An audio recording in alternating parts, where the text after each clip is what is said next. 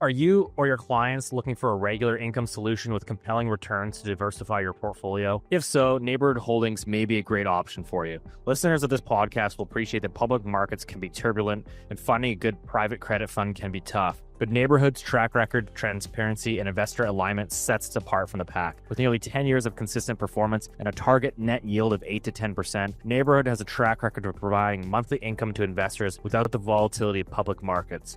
How do they do this? Where banks invest in mortgages up to 95% loan to value, they also make borrowers jump through a lot of hoops. Many borrowers in transition aren't able to meet those hoops. Neighborhood has partnered with banks and brokers to provide quality borrowers with temporary financing secured by first mortgages at an average loan to value of less than 60%. Where other mortgage funds might take more risk by lending against construction, bare land, or jumbo loans, Neighborhood is focused on your average residential borrower who owns the average house in the neighborhood. Plus, their variable rate with a floor mortgage pricing benefits investors when interest rates go up and mitigates downside risk. Check out the link in the description or visit neighborhoodholdings.com to view the offering memorandum or speak to your financial advisor for more information. That's neighborhoodholdings.com/Loonie Hour.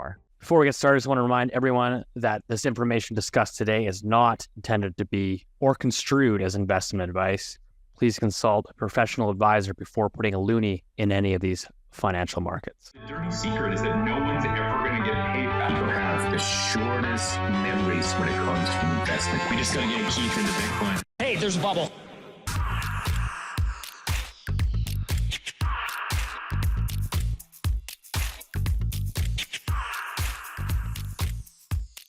Welcome back to Loonie Hour, episode 179. As always, joined by the three amigos. We got Boomer, somewhere warm. Actually, it doesn't look that warm. We got Rich Diaz. What's going on? Somewhere cold. As they say, it's effing cool here, not cold. Yeah, I'm on the last leg. I've been hanging out with Mrs. Icecap in northern Spain for a few days. So much fun here, everyone. Pop over, and the food is great and everything. And so we're on the last leg. We're heading back home. Enough about that. Rich, what's going on where you are? Me? Nothing. I'm not feeling so hot, but I must have, I don't know, eaten something poorly. But I'm okay. I'm here. Never a Loonie Hour. I'll never miss a Loonie Hour. So This guy needs another jab. That's right. I need So another guys, jab. one thing. Right. So where I was in northern Spain, it's if you're into the foodie, like the Michelin star restaurants, like where I was, it's not all of these like white tablecloth star restaurants. You know, you go to these little bars. You don't even realize what it is until you're there and you start eating the food and the cuisine and the style that's done there. And I'm telling you what, it is. I've been sharing pictures with Steve and Rich here, and even Rich, who's enjoyed some nice food over the years. It's been pretty nice and fun.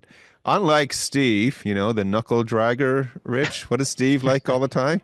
Meat, Mouth potatoes, breather. and That's right. no Alberta, baby. no seafood. That's He for doesn't sure. even like sushi. So people should know Steve doesn't like sushi, which I think is a crime against From humanity. Vancouver, and I don't like sushi. So if Steve ticks you off, like just send him some smoked salmon or Yeah. something. He'll become That's right. enraged. Send it in the mail. That's right. Speaking of being enraged, even over here in Europe, I'm hearing Canadians are enraged with America these days. Is it still taking place back home? Yeah, a little bit. We'll get into that. Obviously, the EU is firing back with their own tariff measures. I wanted to give a quick shout out to a longtime listener of the pod, Paul Warmanhoven, who's over on Vancouver Island. So there you go. Little shout out. We appreciate the support. Longtime listener. Rich, you always get one every pod, so I figured I'd throw one in myself. What about our lobster fisherman from out east who wrote us, talking about how his demand for his lobsters is falling due to the tariff stuff. Anyway, there you go. But what's one thing that we love about this community, that we've somehow put together, for everyone who's listening and watching, like we do encourage you, send us some emails because we have an amazing communication with a lot of the followers. Of course, I rarely respond, but Yeah, I I write. know. So Yeah, I know. you're communicating Rich with me. and Steve do quite a bit. Yeah, absolutely. But we do they call it anecdotal research or data or narratives. But I know Steve and Rich and myself, we really appreciate it. We get some great information like on the ground of what's really happening. Yep. And then you get the other information as well, as they say. The babbling turds. Yeah, you That's guys right. can go leave a message for the Loonie Hour. All three of us will get it. There's a form on the Loonie Hour website, looniehour.ca, where you can drop commentary, feedback, etc. We've seen it all, so drop it there. But yeah, lots going on this week. Obviously, Bank of Canada was out. We've got the coronation of Mark Carney. We've got US CPI. We've got some updates on the Canadian oil and gas sector. Doug Ford swinging his what around, and Keith's making some interesting visuals there. Anyways, Mark Carney's in, so I owe a Twinkie bet I lost. I put my chips on Krista Freeland. She disappointed once again. I should have known better. Fool me once. But Mark When Carney has is she in. ever delivered? Like during her term? I don't know when, but I was Steve, man, that was I don't know. Her resignation letter was pretty amazing. Yeah, that's yeah. That's the yeah, only but good that's thing. like, you're losing 12-0 and you score a goal at the end, Fair. that doesn't do anything. However, I think it was very clear. I think Rich, which was on with me as well, very clear that it was Kearney. And I think those counting the votes, I think it was less than 60,000 Canadians voted for No, it this was guy. 154. It was 154 in total, and he got 86% of the vote. Okay, so Loonie Hour math, Cleaned he's up. about like Wasn't even close. 97,400, Yeah. like something like that. So, less than 100K Canadians voted for next leader, which is interesting because, we have to, like our review all the time, you're managing money. You just like to say I'm insensitive sometimes or a lot, but you need to know what the policy is behind the person or the group, what's coming up. And the great thing about Carney, the policy, it's crystal clear. You know exactly where it's going. So, from a money world, okay, we can make changes if we need to or add to positions, which is really what's coming up here. But yeah, Canadians are all of a sudden they're excited again about something. Yeah, well, in his speech there when he won by a whopping 86% vote, he noted two things: that obviously they were not going to be moving forward with the consumer carbon tax, and then they would not be moving forward with the capital gains tax higher inclusion rate. And of course, there's like these loud cheers in the crowd in the audience, and you're like, these are like the two corner pillar stones of the previous Liberal Party of Justin Trudeau. Like their big two sort of pat on the back policies were the carbon tax and the increase to the capital gains. So all of a sudden they've abandoned those and they're not going to be campaigning on that in this upcoming election. So it's amazing how quickly they've been changing their stripes and just willing to throw those two policies. Can we talk about how freaking crazy that is? Just everybody needs to let's put the pause button. They have argued the same, and like the cabinet will be effectively the same, right? You got the Daniel Lametti, we got the Marchino guy, I can never say his last name. We got Telford's back there, Gerald, but it is a basically one-for-one swap. We're just changing the first line center, replacing it with a new first line center. The entire team is the same, and there's seminal legislative accomplishments, the ones that they've been driving for, have been beating their chests for, have run on multiple election cycles, which is the carbon tax, and like obviously raising capital gains taxes, on and on and on, and then just like that they switch. I find that just absolutely incredible and shameless. I mean, the counter obviously is to say, well, they want to stay in power and they're being responsive to the people. But I just find it just incredulous. I find it amazing. You say there's changing their first line center. I almost think they're changing like the assistant coach. Fine. Yeah, maybe. I don't know. Or Got a maybe new the video mascot. coach. Or maybe the mascot. They're switching out Youpie for, you know. Oh, you leave Youpie out of this. Don't you drag Youpie into this world. But it's just amazing. But Yeah, sorry. like with the political world, it's everything is very political these days, especially here in Europe as well. All of a sudden the election, and if you're the conservatives, the blue shirts, you have to be a little bit upset right now because you were going towards an election that was based on, climate and taxes and energy and all that stuff. And, the election is probably going to be called in the next, 24 hours maybe. And what's the only issue up for this election? Who can stand up the most to to President Trump and the Americans? That's it. And Canadians, they're going to be fed this, from the tube channels all the time, and that's what it's going to come down to. And you know what? We'll get what we'll get at the end of the day. So we'll see. We're going to do a Twinkie bet on the, I think we should do a Pincho and Tapas bet because if I lose, I'll be more helpful for me. Steve doesn't know what that is, Rich, but you do. But, we'll do our election bet coming up. But, that's where we're headed. It's amazing. So, Rich, so Mark Carney has already installed, I guess, two of his top advisors are the two people that Trudeau fired from cabinet. So Mendicino? I think it's David Lametti, not Daniel Lametti. I think I actually played frisbee with Daniel Lametti. He was a great guy. Who the hell plays frisbee? I don't trust anyone that plays frisbee. Well, I love frisbee anyways. Play frisbee? How are you aggressive with frisbee? It's like soccer, except no flopping. You can be aggressive. Whoa. I played midfield soccer, and my job was to mark the other team's best player. Yeah, exactly. Same kind of thing. I cut that guy down every single, you can't do that. 20 minutes, a game is over. Like we were going to win. Anyways, let's bring I don't think you can do that here. with frisbee. Okay, Steve, cut this guy down. Yeah, I mean, long story short, again, we'll wait and see how this all shapes up. There's lots of rumors out there circulating from people that are more politically connected than any of us that suggest that either Carney's going to call the election or, you go back to Parliament, there'll be a non-confidence vote, assuming Jagmeet actually finally follows through with his word. And you'll be looking at an election in Canada, most likely post Easter long weekend.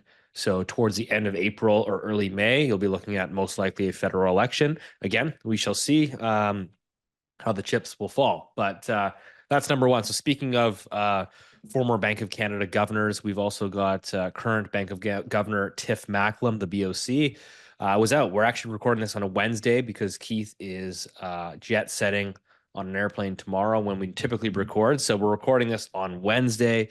The Bank of Canada just cut before we hit record here. Tiff Macklem calling it, saying that Canada is in, quote, a new crisis and economic damage could be, quote, severe. So 25 basis point cut, pretty much as expected. We actually forgot to do a Twinkie bet last week. I know. That means we all have to, as punished. What's our punishment? What's our collective punishment? I don't know. You got to play frisbee. You don't want to play frisbee with Boomer because you're going to get hurt. That's right. Elbows up. So let's jump in, though, Steve. Let's jump into the BOC meeting because this one was delicious. There was a lot of great stuff coming out of it. And, if you're a nerd like the three of us, well, two of us plus Steve, then you got something good out of it. Well, what did you take out of it then?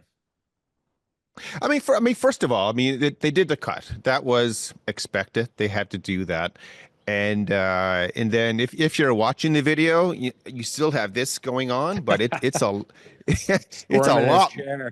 Yeah, there's a lot more squirming going on because right now, if you are a policymaker anywhere in the world, the public sector or private sector, what is your crutch right now for everything?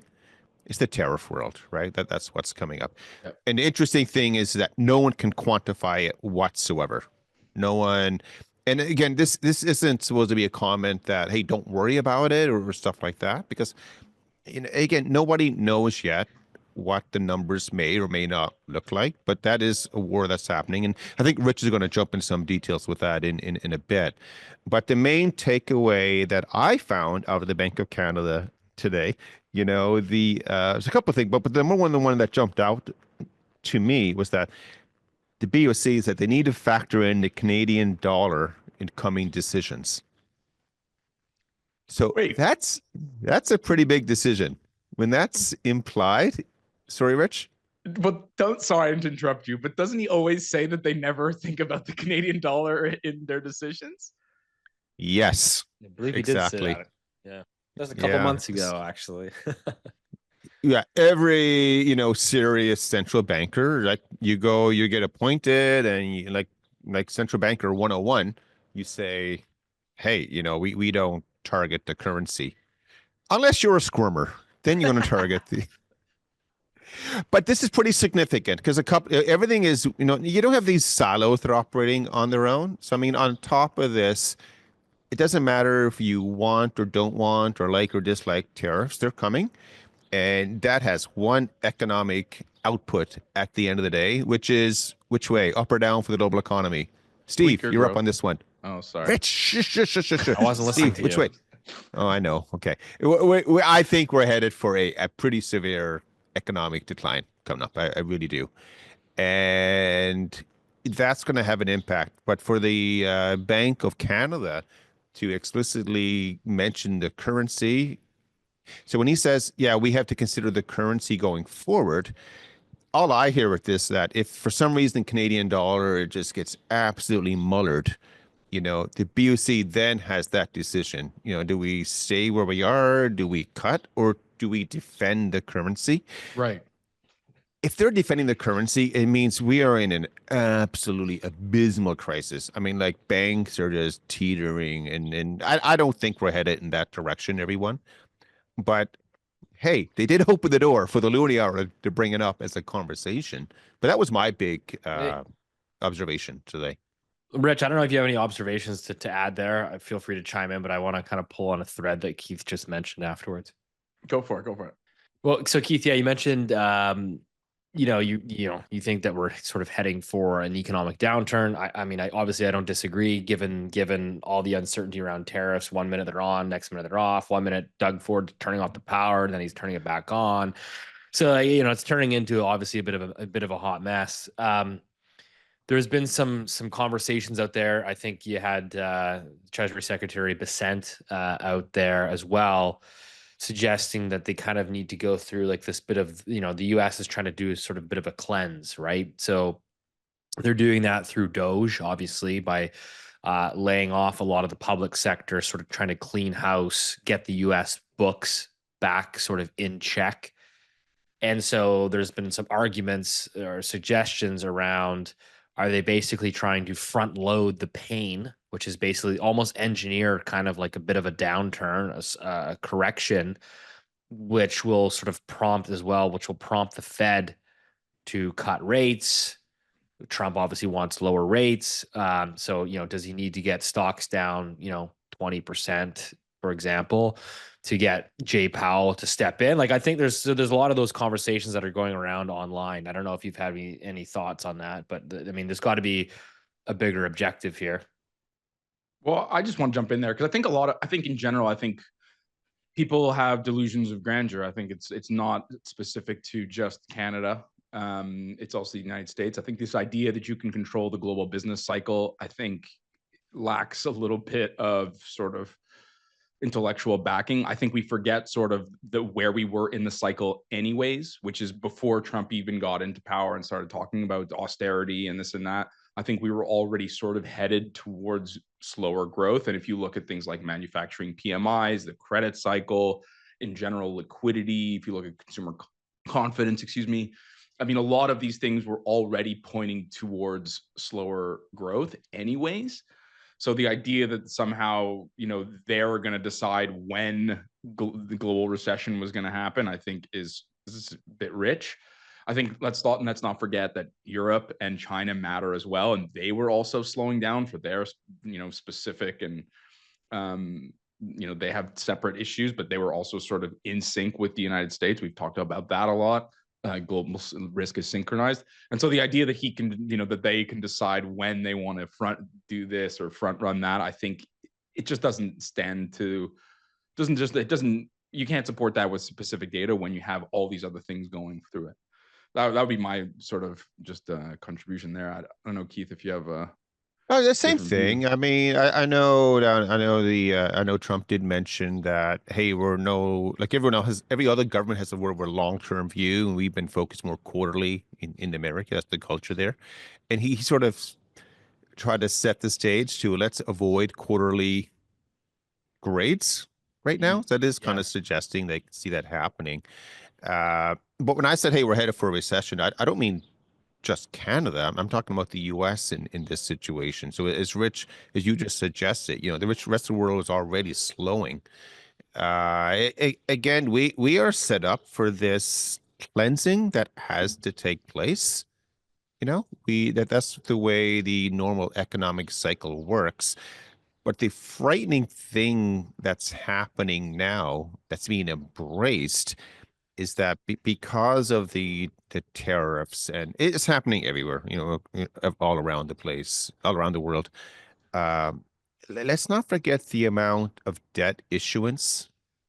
I mean, new debt issuance that's coming online, and it's going to be massive, staggering, like gobs of debt coming up. And if you look, I mean, like Steve, you can share the Canadian rates, but just in over here in Europe, Rich, I mean, the Germans and the French now are paying maybe 50, 60 basis points more on their 10-year than they were literally a couple of weeks ago. So if you have debt, the absolute level of debt is increasing at the same time that your tax revenues are decreasing. And then you also put on top of that, the the accepted approach by governments and policymakers is to tax more. Steve, you are the problem. There's not enough tax revenue. Rich, you are the problem. Your friend out in Vancouver Island. What was his name? Give him another shout out, Steve. Who is it? Why are you putting me on the spot like this? Oh, well, okay. Paul. Paul's not paying enough taxes. Paul, pay more taxes, man. If you pay more taxes, Canada would be better off.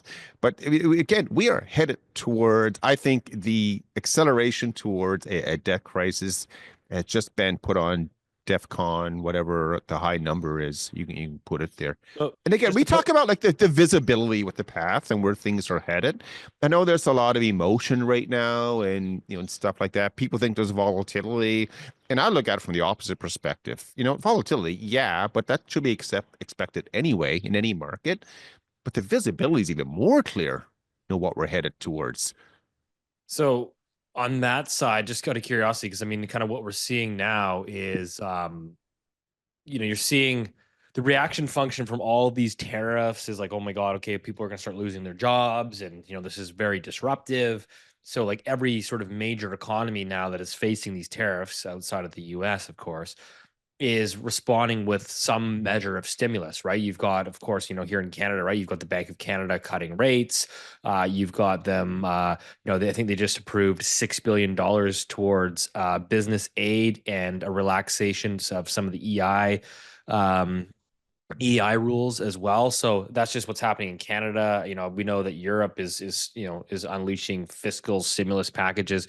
So Keith, I guess kind of how do you overlay this of like, okay, yeah, the US is kind of firing and trying to sort of restructure. They're sort of creating this downturn almost globally, but the reaction function from every other sort of major country is to basically stimulate to offset this coming downturn. So I mean, it kind of makes you wonder, like, I guess, in the near term, is that this sort of downturn pain that you have to face, but in the medium term, there's a lot of stimulus coming.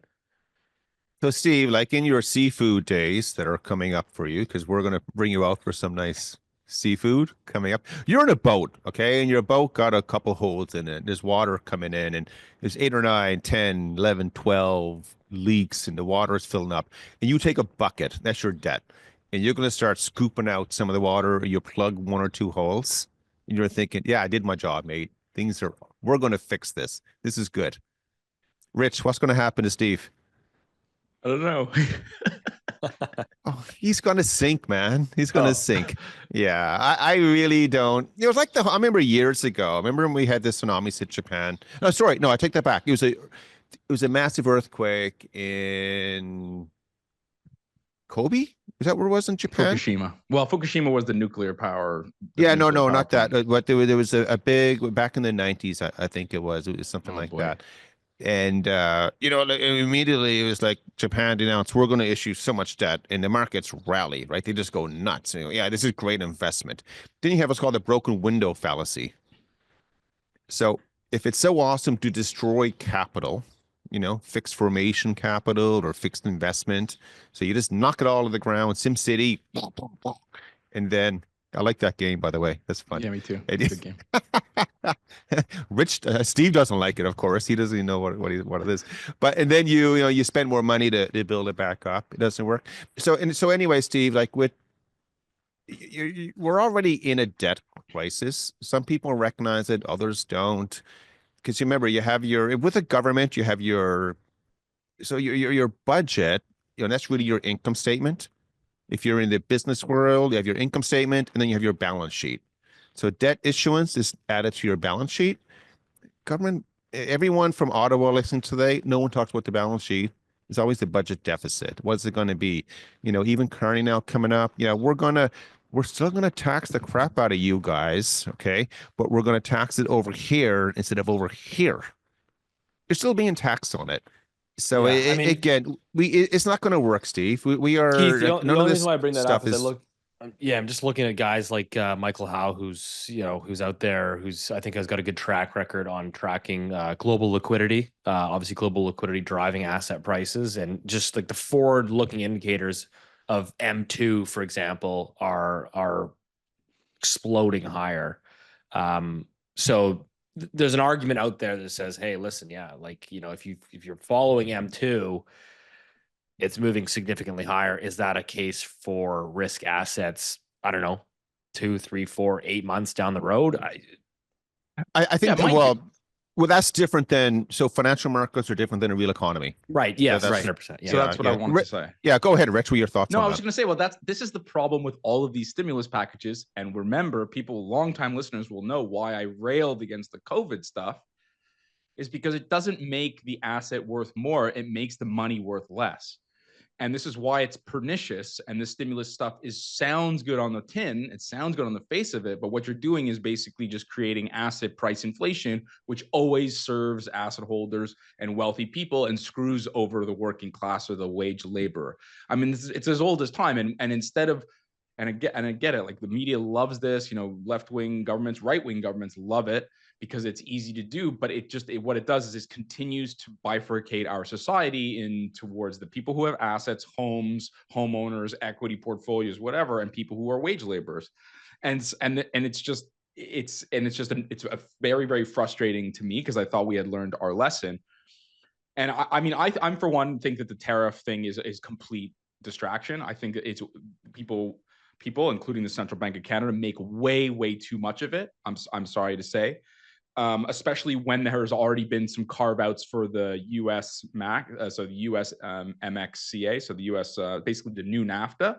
There's been carve-outs for the auto sector. There's been carve-outs for the for energy sector, et cetera. And I think what's really, really important to remember is the context. Where are we in the tariff world? Like, where does Canada fit? Where does the U.S. fit? And when you look at trade-weighted average tariffs for the G7, G20 countries since 2023. Japan and the US are at the lowest tariff levels, 1.9 and 2.2% respectively. Canada has 3.4, which is higher, by the way, than China, interestingly enough. And so the idea that it would go up a little bit, I think, people really are upset, are terrified, are worried. I know business owners are worried. I know there's going to be some acute pain in certain industries. But I think on the whole, I think that people are really, really spending way too much time on this. I think there are much bigger underlying issues that are affecting Canadians and the economy than just raising tariffs on certain products.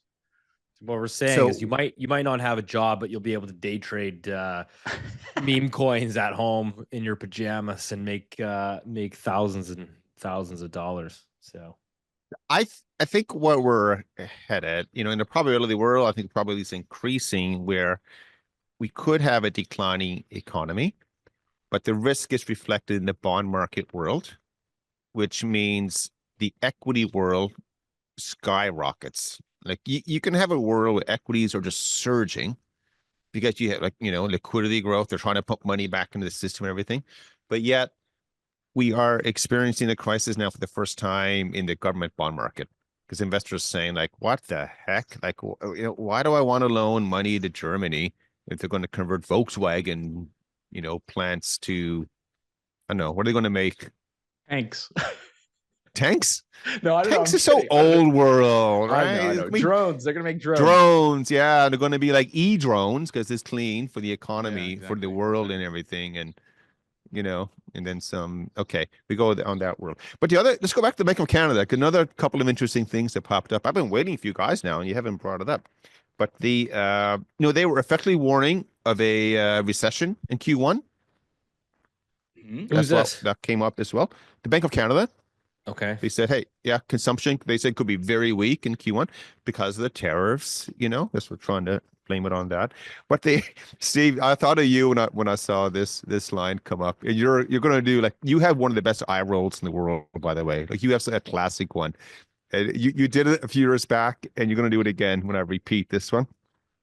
Bank of Canada announced they can ensure that an increase in inflation is temporary. Yeah. You would see, wow. So now we're back. There was a great American middle distance runner called Steve Prefontaine back in the early 70s. Steve, you know that name or not? Maybe not. Can we touch on? Go ahead. Yeah, but 1 second with this guy. Okay, so he was so cool. This guy was. They made not one but 2 movies about him. Like that's how cool this guy is or was, I should say. Anyway, but one of the conversations, he always liked to front run all the time. So instead of hanging back and, going off the, by the way, it's pouring rain here right now.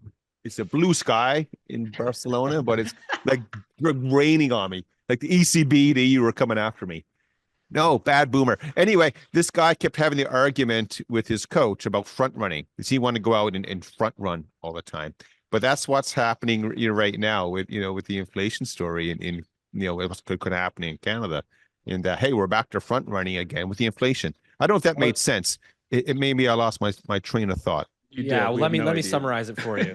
Basically, okay, thanks, man. Did you know that your personal data is being bought and sold online without your consent? Your name, location history, even your login credentials are out there, waiting to be used by advertisers, scammers, or worse. And with data breaches rising by 68% in just 1 year, the risk is only growing. Data brokers are collecting and selling your private information right now, and once your data is out there, it's nearly impossible to get it back unless you have Incogni. Incogni does the hard work for you. They contact data brokers on your behalf, demand removal of your personal info, and even follow up to keep it off the market for good. Take back control of your privacy in just 3 easy steps. Sign up and let Incogni know what data you want removed, grant them permission to work on your behalf, and sit back while they handle the rest. Try Incogni risk-free for 30 days. If you're not satisfied, you'll get a full refund, no questions asked. Protect yourself today at incogni.com/Loonie Hour. That's incogni.com/Loonie Hour.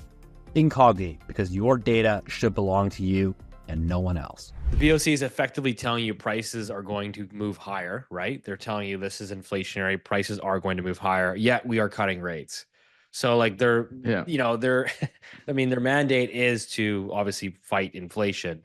I mean, we can kind of argue about it. I mean, do they effectively have a dual mandate, which is to, full employment, things of that nature? I don't think the BOC technically has one. The Fed does. The US does, yeah. So, I mean, basically the BOC is saying, you know what, don't worry about our 2% inflation mandate.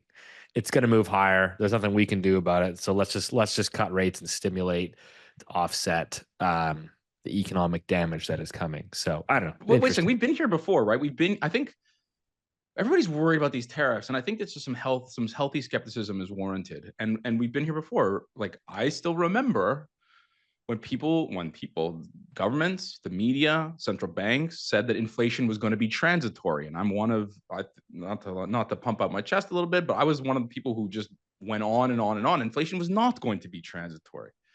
And similarly, I think that it's far too politically expedient to get everyone into a frenzy, to be terrified about how the fact that these increase in tariffs on an increasingly narrow base or subset of goods is going to collapse our economy. And I just think we should just be skeptical of who's telling us, why they're telling us this, and what they have to gain from it. Because we know the Bank of Canada is willing to sacrifice the Canadian dollar to prop up the housing market. This is very clear. And I think that the tariffs are just another cover, another excuse to do sort of what they want to do anyway. And I understand there's lots of really smart economists out there that are suggesting that the sky is falling because they raise tariffs and stuff. I remain a little bit unconvinced given the track record of these central banks. It's a really, from a central bank perspective, it is an incredibly interesting moment. It doesn't matter if you're a squirmer or not. I mean, you're sitting there and you're saying, oh boy, the Globe and Mail and CBC are telling me our economy is going to collapse outright. If that happens, the housing market goes under and the banks go under, to be dramatic about it. And if you don't want me to be dramatic about it, instead, bank stocks are cut in half and your dividend is paused for a while, something like that. And then you say, okay, and of course, inflation is going through the roof, the dollar's down. So do they become a currency defender? And that's what the Asian countries had to do back in the 90s. And it's the central bank playbook. Like, look at Turkey. They raised interest rates to what, 1,000,000% there a few years. No, but very high. It's like 80% or something for a couple of weeks there. Yeah, absolutely. It's quite high.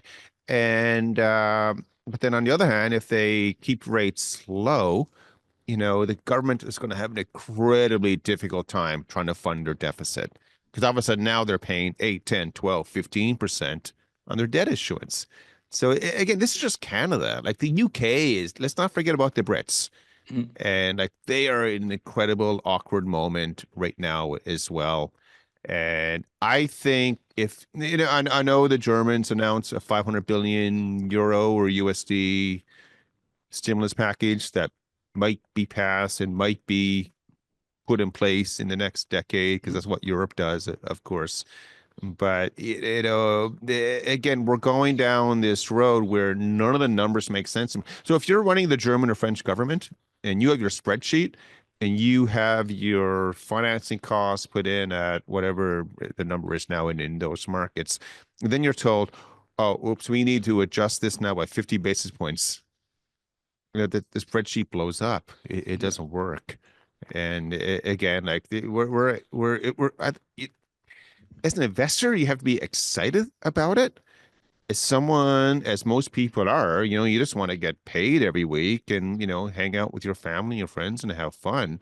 There are absolutely some serious moments coming up. But the challenge, of course, that policymakers are using this for political motives, if it's fair to say that. That's how I feel. I could be wrong with it, but that's the way I see it. Well, I think we talked about it at the beginning of the podcast, which is like, again, regardless of one's political views, like, let's make no mistake, this is the perfect setup for the Liberal Party that was getting killed in the polls. Now they have the number one distraction of all time, which is don't look at the past 9 years of economic performance or all the things that you guys were angry about over the last couple of years. Now, like, everyone is just focused on Donald Trump and tariffs. That's all that matters. That's all it's talking about in the news cycle.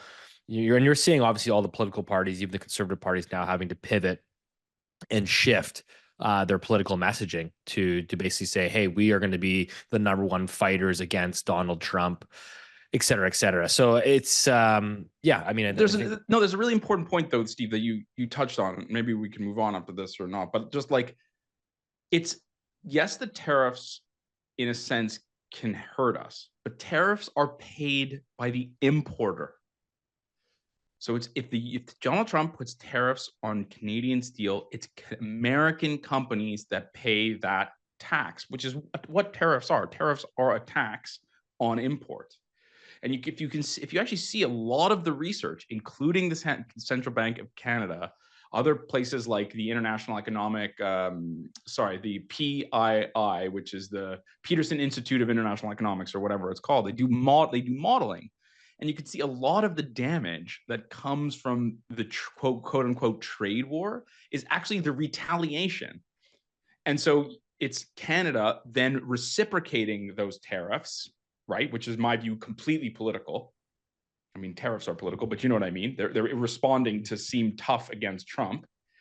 And that is, in some cases, whether it's inflation or GDP, that pain is actually worse than the original tariff. And you can see that that second piece is a choice. We know that, for example, Australia has just come out and said, we're not going to put reciprocal tariffs on American steel. Maybe I think Mexico is kind of Mexico's taking the similar line, right? They're kind of just saying, okay, we're going to play soft and we're going to sort of just try to work with this guy. And I'm not saying there's a right or wrong solution. No, neither am I. Listen, I don't know the political angle. I'm just saying the math is clear. Yeah. Tariffs are paid by the importer. So if Canada wanted to let's say, soften the blow of these terrible, scary tariffs that America is imposing on their own importers, right? All it is to make things less or more competitive relative to one another. Canada could have simply said, okay, well, we're going to cut the carbon tax and cut corporate taxes. We're going to cut all kinds of taxes. We're going to support, small businesses. We can do a number of things on our side and never increase tariffs. Interprovincial barriers. Right. We could cut interprovincial barriers, et cetera, et cetera. There's a list of things that you could do without raising reciprocal taxes. That would have had. I'm just saying, it's important people understand that is a choice. To put on reciprocal taxes is that retaliation is a choice that we will pay for. But there's a list of things that you could do to mitigate this supposedly horrific outcome that I think is not at all discussed.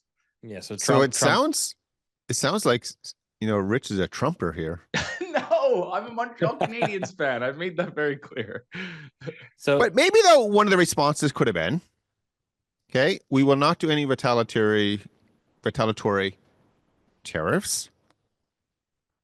And instead we become more efficient domestically, tax-wise. Yeah. Paying provincial taxes and maybe government spending can be improved and things like that. And this thing is not now again, like it's now a badge of honor to say the exact opposite of what Rich just said. You have to go against that side, and maybe the response should have been differently, but again, people just get riled up over everything. What are your thoughts there, Steve? You're about to come in. No, you cut me off. I lost my train of thought. No, I was just going to say, leading to that, obviously the U.S. put the 25% tariffs on steel and aluminum. Doug Ford responded by slapping 25% export tax on electricity coming from Ontario. Right, surtax on electricity. Surtax. Which is different than a tariff. Carry on. Sorry. Yeah, so a surtax on basically power being sent over to the United States, of course, which, then Trump came out and said this, and this is what did he say? Economic, it's like a threat to their, I don't know what he said, but anyways, it was basically he was not happy about it, and then he ramped it up from 25 to 50%, and basically says, we're going to basically decimate the Canadian auto industry. And then I guess I'm assuming cooler heads prevailed, and now Doug Ford's got a meeting next week or this week with Lutnick on the trade negotiations. So I don't know. It's just kind of a mess. And then now the export or the surtax of 25% is off. And so I don't know, just like, how do you live in this environment and obviously run a business, like, a multi-million-dollar business, $100 million business, et cetera, in this kind of environment? It's It's brutal. You don't. I also think by the way, it's a failure of our federal leadership that Doug Ford is somehow now the chief negotiator for all Canada. And I mean, we're a banana republic. Oh, Why? No offense to no, in a weird way, I actually kind of forgive Doug Ford oddly, because he's in a position where who is he supposed to ask? Who is he supposed to defer to? We haven't had a prime minister, a real prime minister in 2 months or whatever it is.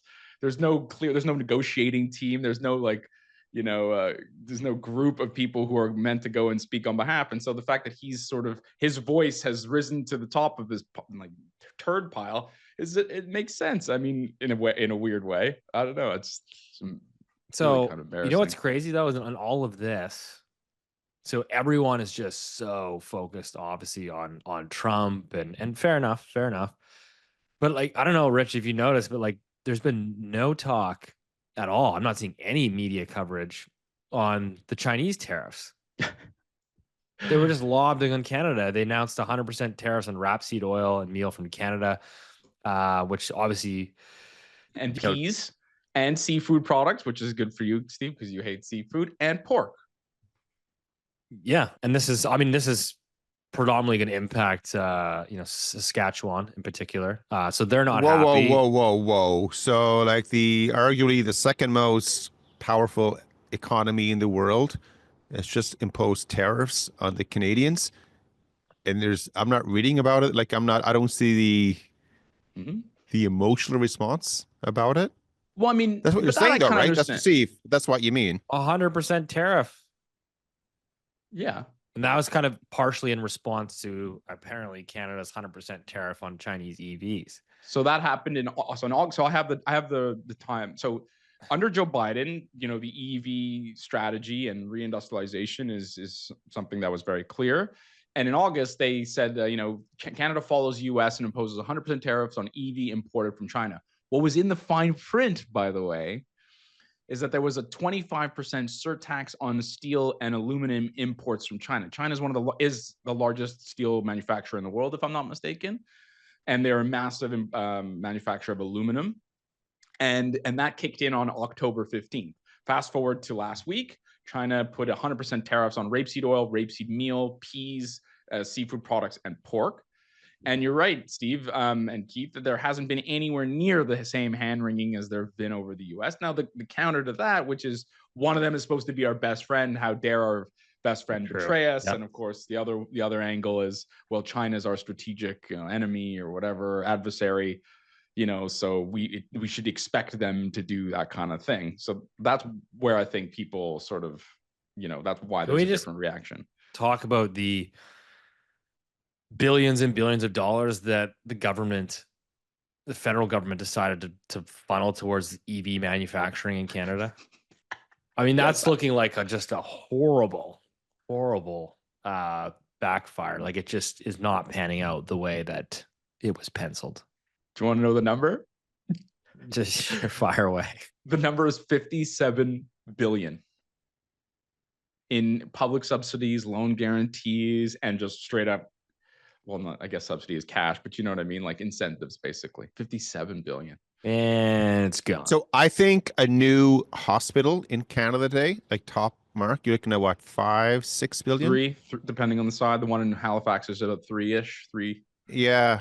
So if Canadians put that into perspective. Do you know how much high-speed rail we could have bought with $57 billion? Now I have a question for you. So people might argue back and say, well, the $57 billion was in sort of was promised loans that weren't necessarily, the checks weren't necessarily stroked because these EVs That's didn't necessarily hit their target. So I don't know if they actually dished out the full. Something was stroked. I know that.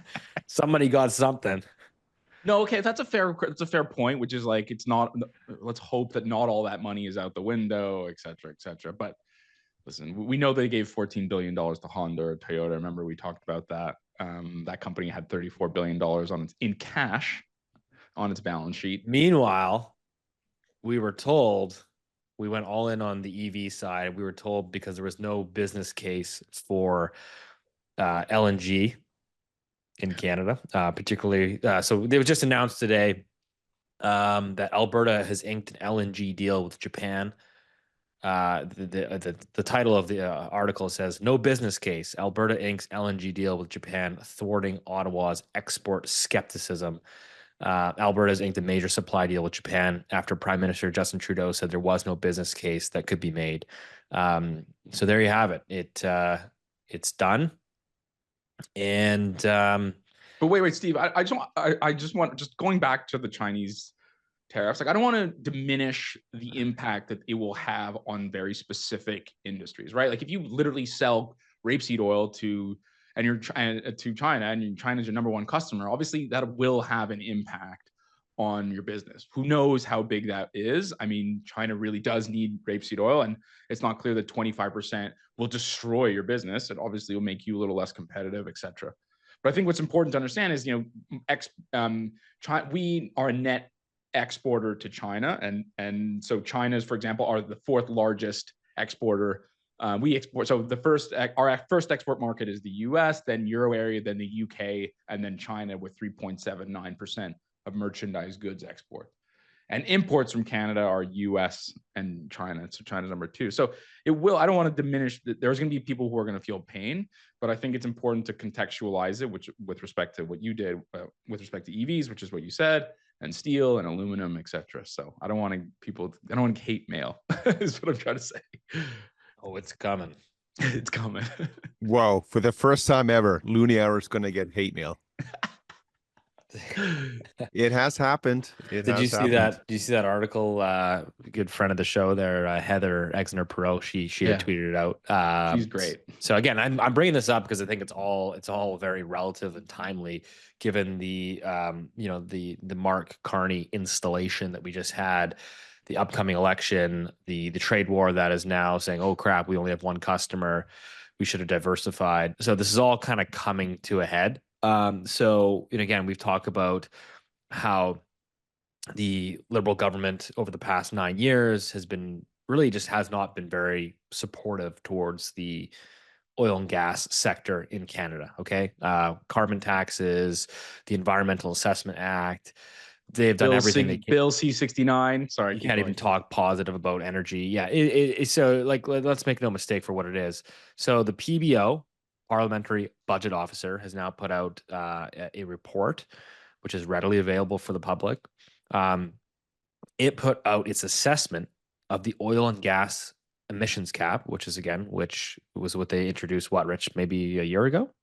Oh, a little, maybe last, but anyway, yeah. Yeah, something like that. So anyways, they put out their assessment on the oil and gas emissions cap, and they said production, in order to hit the targets that are required, production would need to decline in Canada. Oil and gas production would need to decline by 4.9% to meet the cap, which would grow. Otherwise, it would grow about 11.1% without those requirements. So the difference between those two scenarios is $20 billion in GDP and 54,000 full-time jobs. Yeah, that seems a little low. So I think it's like a conservative estimate.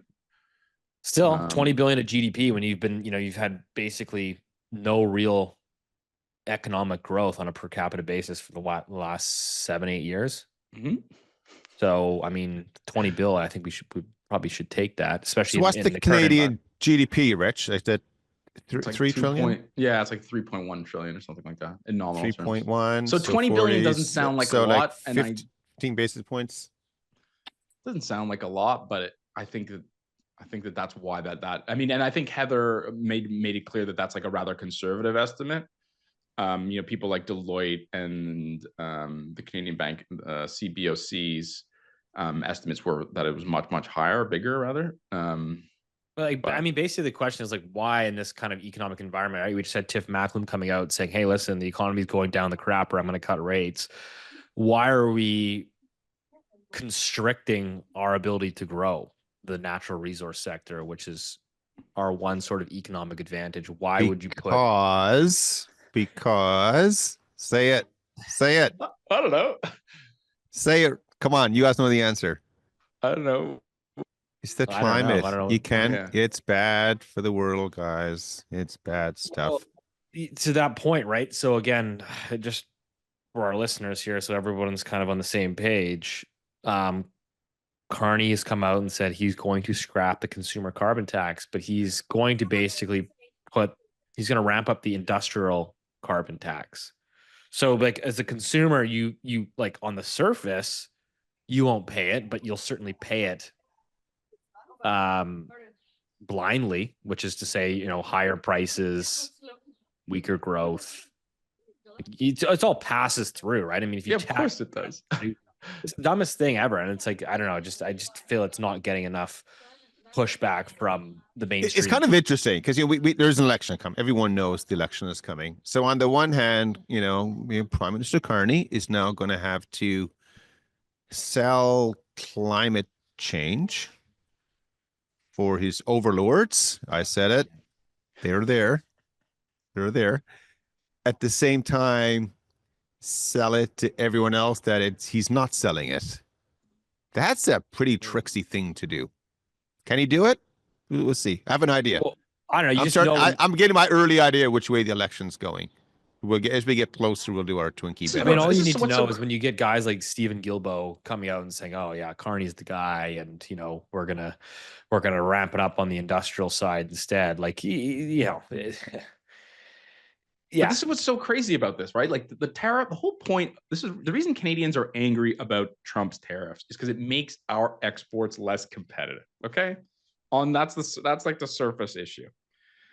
Yes, Trump's a jerk. We hate him, blah, blah, blah, all that stuff. But really, that's what tariffs do, right? They're trying to equalize the competitiveness, or they're putting the thumb on the scale. Right, wrong, that is what a tariff does. Carbon taxes do the same fucking thing. That's what that is, right? So this idea and the reason that's true is because nobody else imposes carbon taxes to the same degree. China gets 60% of its primary energy from coal. How much of that's from Brookfield? So their energy costs are some of the lowest in the world, according to the FT, which is a chart that I've published in my videos many times, and I'll do it again this week. Right? And so they're able to, in effect, subsidize their industrial production, whether it's steel EVs or whatever on. And so this idea that Canadian consumers don't pay for carbon taxes, even if it's in an industrial world, is insane. Now, Carney's argument is that he will put an offsetting tariff on imports coming in from China. I'll believe it when I see it. But I feel like I'm taking crazy pills. Like the tariff makes input more expensive, and we have a productivity crisis. Our industrial production is flat. We have no capex. Capex growth is shrinking in real terms in Canada. We have capital flight. People are leaving with their dollars. Canadian investors are leaving Canada to invest in other countries.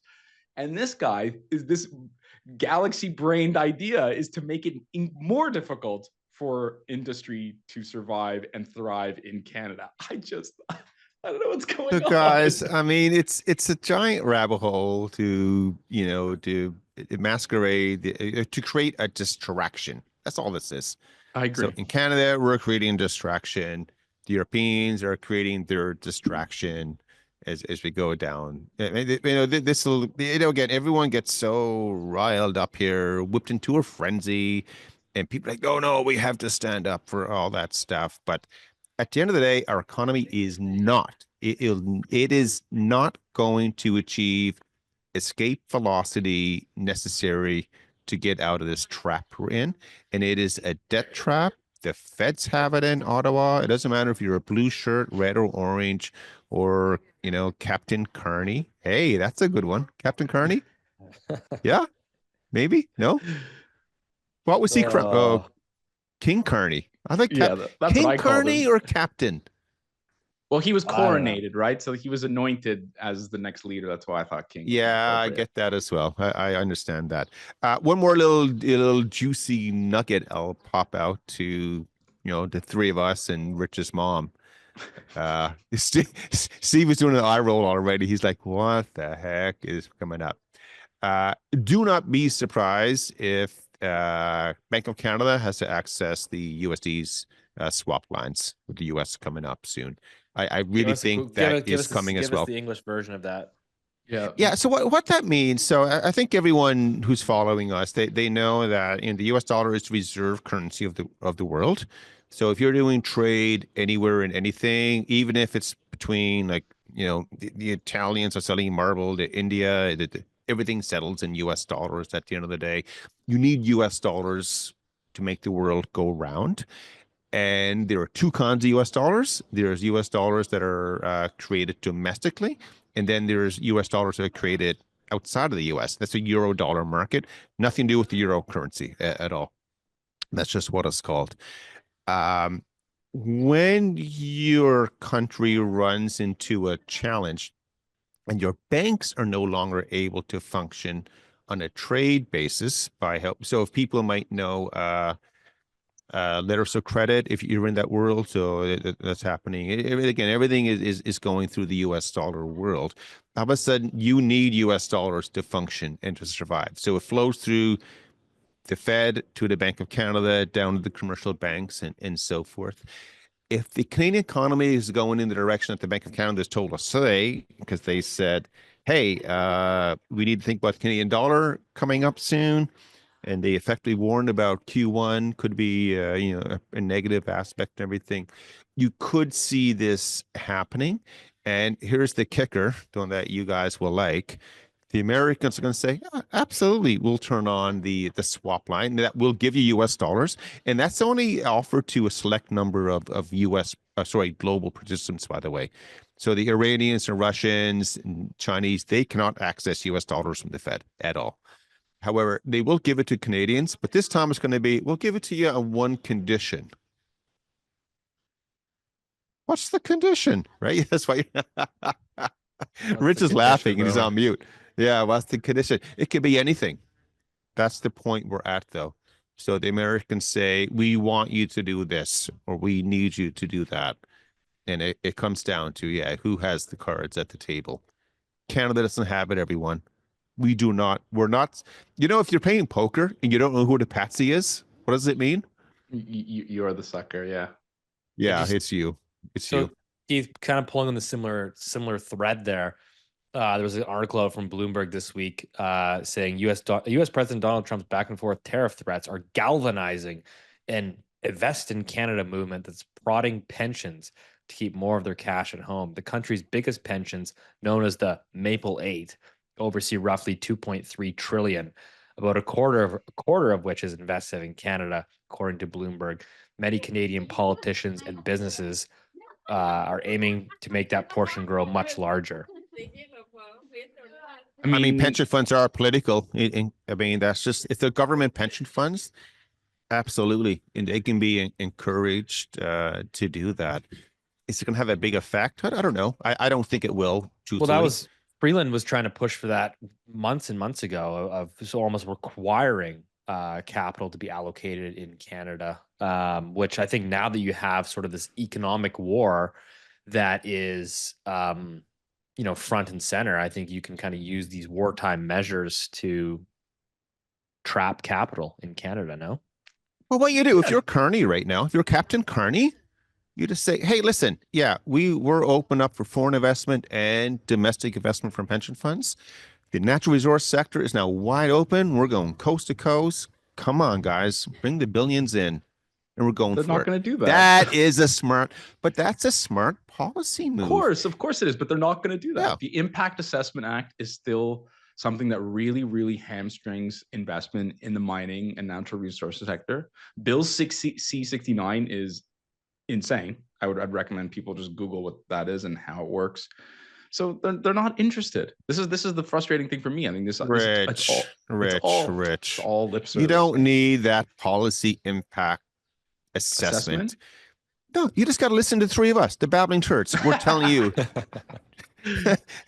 And add some seafood to it. Help the lobster fisherman over here with Steve. I mean, jokes aside, those are real legislative roadblocks that have been implemented by the people who are about to go on into this new cabinet. By the way, it's the same folks, right? We just swapped out the mascot.